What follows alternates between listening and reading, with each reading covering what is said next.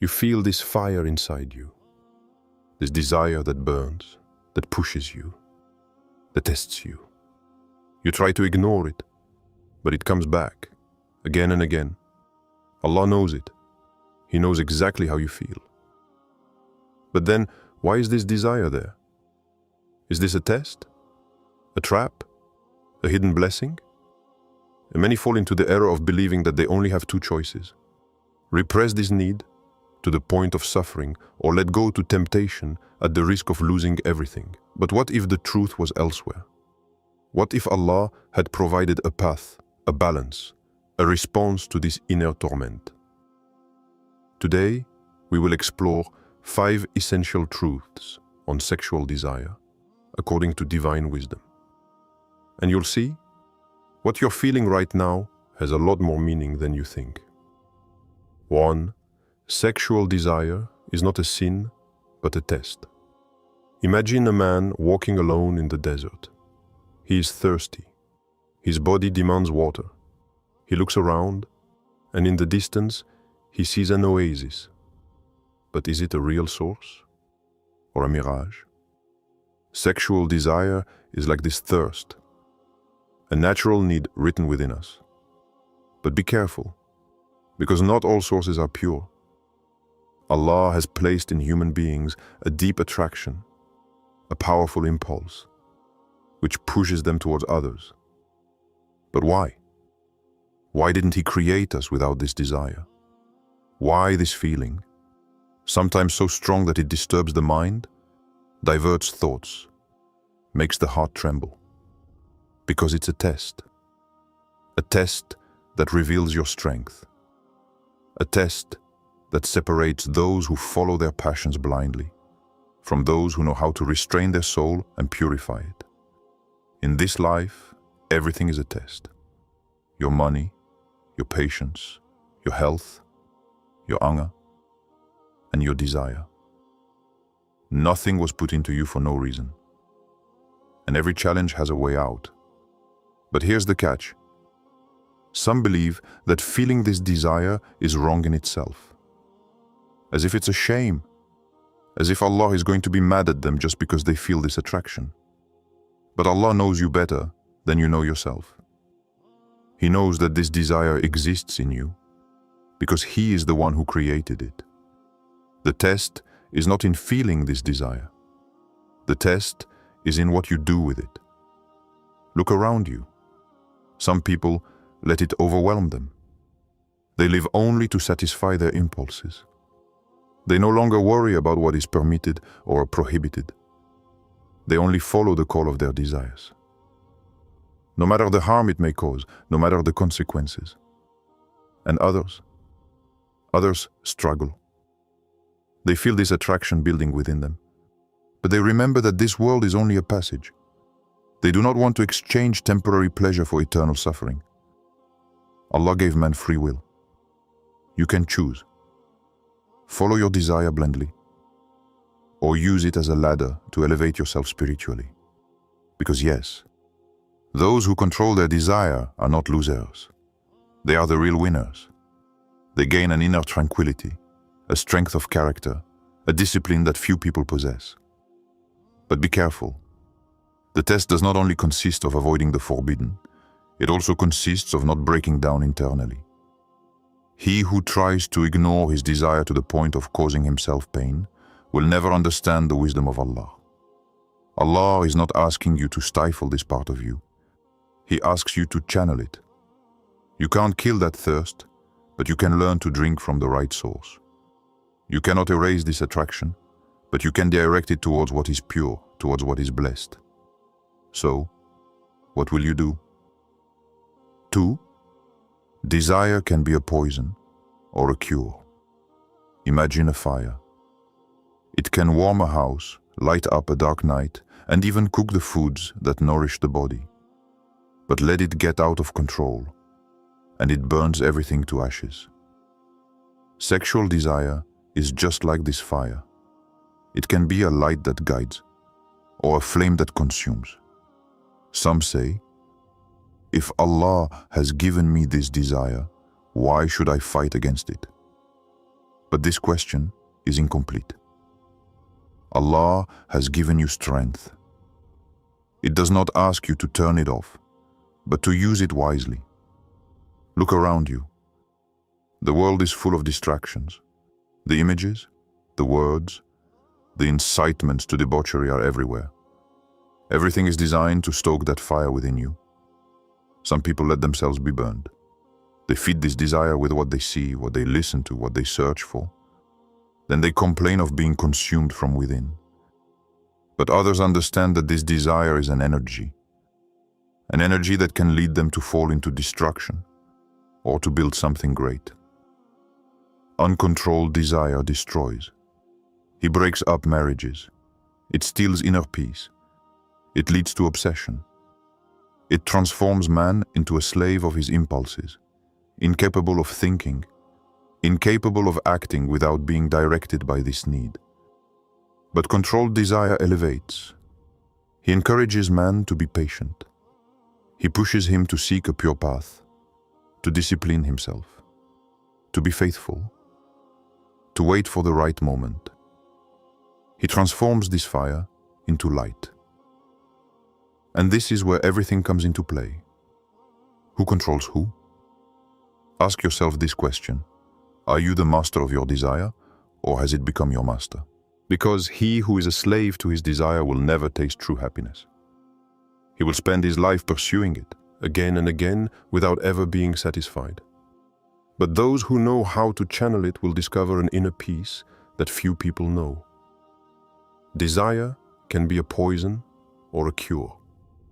If it distances you from Allah, if it pushes you to do what is forbidden, if it consumes you without ever appeasing you, then it is poison.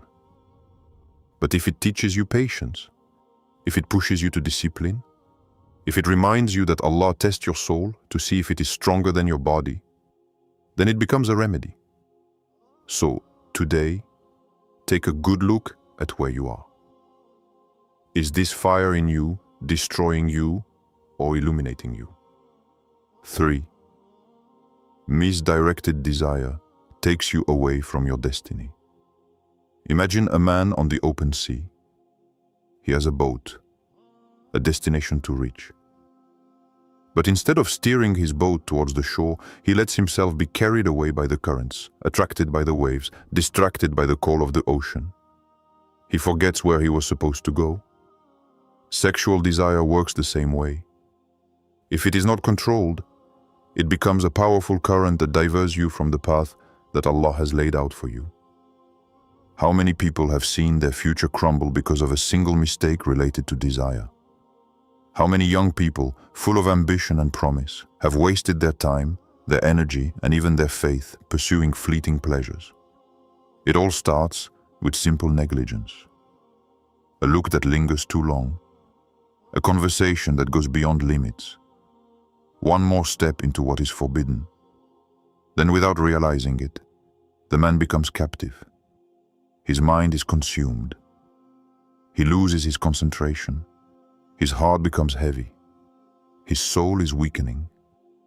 He begins to retreat in his prayer, to neglect his responsibilities, to live in constant inner conflict.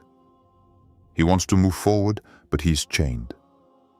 He wants to succeed, but he is distracted. How many times have you felt this inner struggle? The desire that pushes you to one side, and your conscience that calls you to resist? Allah has given you a mission in this life. He chose you to do something great. But how can you achieve your destiny if you are distracted by temporary pleasures? Look at the great men of history, those who left their mark on the world, who accomplished incredible things, who left a legacy. Were they slaves to their desires? Or were they men of discipline, men of vision, men who knew that every energy should be directed toward a greater goal? Your desire is a force, but if you don't direct it, it will scatter you. And that's exactly what Shaitan wants. He can't stop you from being great. He cannot take away the blessings that Allah has placed for you, but it can distract you. It can waste your time. It can cause you to waste your energy where it should not be invested. And the most dangerous? He will make you believe that it is nothing. A simple look, a simple thought, just a discussion. But a boat does not sink because of a single drop of water. It is the accumulation that ends up overwhelming it. So ask yourself, is your desire bringing you closer to Allah or taking you further away from Him? Does it align you with your mission or distract you? Your destiny awaits you. But to achieve it, you have to know how to say no to what takes you away from it. 4. Patience in desire leads to unexpected rewards. There's a reason why anything of value requires patience. No one reaps a harvest the day after sowing. No one builds a house in a day. And no one becomes great without learning to control their impulses. Sexual desire is powerful. It can lift you up or break you down. But what many do not know is that resisting this desire is one of the greatest ways to obtain blessings from Allah. For what? Because it is an inner battle, a jihad of the soul, a fight that no one sees, but that Allah knows in every detail. Think about it. Every moment you look away while your nafs compels you to look, Allah sees it. Whenever you choose modesty, when the ease of sin attracts you, Allah knows it.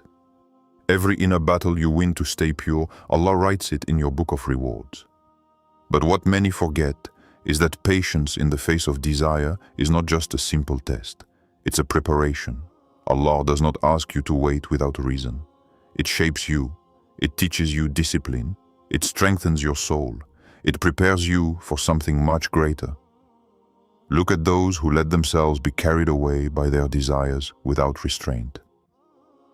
They often end up in confusion, frustration, and regret. Their hearts become dissatisfied because desire never delivers what it promises. But look at those who know how to wait. Allah gives them much more than they expected. They find a peace that others do not know. They receive a partner who is worth more than just temporary pleasure. Their patience opens doors they never imagined. And this is where the secret lies. He who controls his desire never loses. He gains inner strength. He gains clarity of mind. He gains self-respect. He gains rewards from Allah. And above all, he gains a love that is pure, sincere, and blessed. So, ask yourself this question. Do you want a quick pleasure that will leave you feeling empty? Or do you want a reward that will fill your heart and soul? Because he who knows how to wait for Allah will never be disappointed. 5. When you control your desire, you control your destiny. The real fight is not against desire itself. He is against the illusion he creates. The illusion that you have to give in immediately to be happy. The illusion that we cannot live without satisfying this impulse.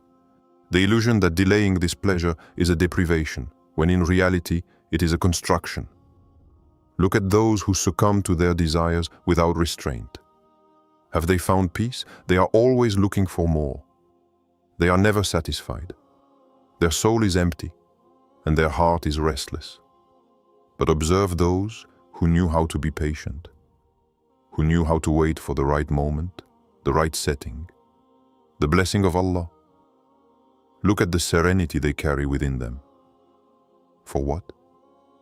Because controlling your desire means controlling your future. If you can't say no to immediate temptation, how can you say yes to a blessed, disciplined life? If you are constantly distracted by what your body is asking for, how will you be able to hear what your soul is asking for? The man who controls his desire controls his mind. The man who controls his mind controls his choices. The man who controls his choices controls his future. And this is exactly why Shaitan wants you to give in to your impulses. He knows that every time you give in, you lose some of your control. Every mistake you justify weakens your discipline. Every look you don't look away weighs your heart down. Every step towards haram takes you away from Allah without you even realizing it. But here's what you need to know. You are not weak. If Allah has put you before this test, it is because He knows that you have the strength to resist it. He knows that you have the ability to rise above these impulses and be in control of yourself. This desire within you can be a chain that holds you back, or a test that elevates you. It is not by giving in to all your desires that you will grow. It's by learning to control them. So ask yourself this question: who is really in charge? Your nafs that pushes you to instantaneous? Or your soul that yearns for something much greater? Because he who learns to control his desire can control his destiny. Allah knows you want sex, but He also knows that you are capable of so much more. This ordeal is not there to break you, but to elevate you. At every moment you have a choice. Be a slave to this desire, or make it a force that brings you closer to Allah. And now, the next temptation will come, that's for sure. But this time, you will know what to do. What will your answer be? Will you give in? Or will you turn this struggle into a spiritual victory? If this video meant something to you, then please share it with someone who needs it. And tell me in the comments, what truth from this video struck you the most? Your experience could be a light for another.